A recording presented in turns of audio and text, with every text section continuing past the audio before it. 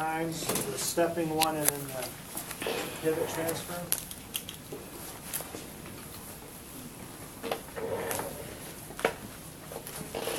So just get your feet underneath you.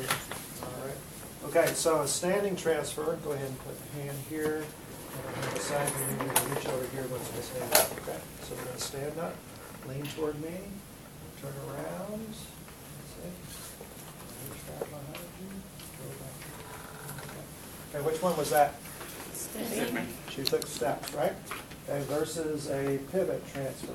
Go ahead and scoot forward, get your feet underneath here. Okay, go around to you right here. Go ahead and reach over here. And what we're going to do is stand up and just turn and have a seat. Okay? On the count of three, right? 1, 2, yeah. Good. Okay, that's the standing pivot transfer. So make sure that you're practicing both of those. All right? Because sometimes you can't get someone standing up and they take steps. You have to do it in one motion. Okay? Let's see, can you sit right here, please? So when you do the two-person lift, again, whoever's in charge should be at the head, because this is kind of the most important part here. All right, so what happens if you do the two-person test lift and you don't think you can do it safely?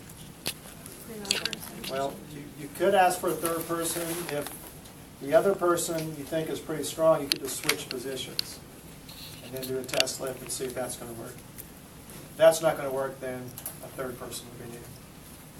Okay, so this happens sometimes on the skills test. We'll have a student back here and they don't think it's safe, and so they'll just switch with the other person. Okay, but again, if that doesn't work, then you can get a third person. And I'll explain how that works on the skills test. All right, the lift. Someone asked about the weight limit. It's 450 pounds for the lift. All right, sliding board. Okay, there is a top and bottom to the sliding board. This one's not real pronounced, but you'll notice that both ends are beveled like that. So that's to make it easier to slide on and slide off. So this would be upside down. You could make it work, but this is the way it's designed to use with the beveled side up.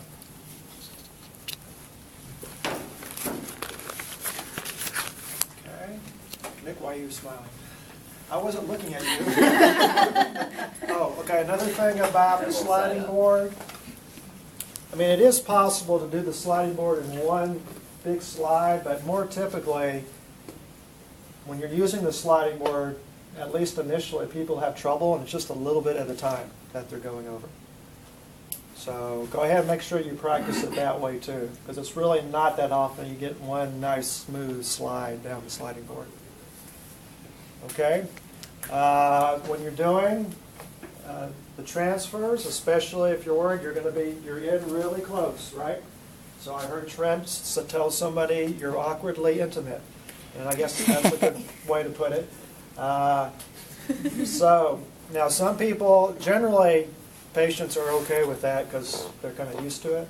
Some people might be uncomfortable with that, and I'd be sensitive about that. But in terms of your body mechanics and safety of the patient, you should be in really, really close. So when you're doing the lift, for instance, go ahead and put your feet down there together. Let's do it a little bit. Okay, put your hands in your lap. When you're doing the lift, you're going to have her, you can even say to rest your head on the shoulder like that if you need to. That's how close you're going to get when you do a lift. You might not need to be in that close when you do a transfer, but in general, you're going to get your center of gravity close to the patient's center of gravity. Okay, can I use your gait belts? And can you take yours off, please? Sometimes you'll have patients that are so large that there's not a gait belt design that can go around them. And when that's the case, you can double the gait belt by the same idea. The free end of one goes in the teeth section and then through the other section. And then you can have an extra long gait belt like that. Okay. So anything else to clarify so far? All right, let's continue practicing. in, I don't know, 20 to 30 minutes, I'll go over the criteria for the skills test.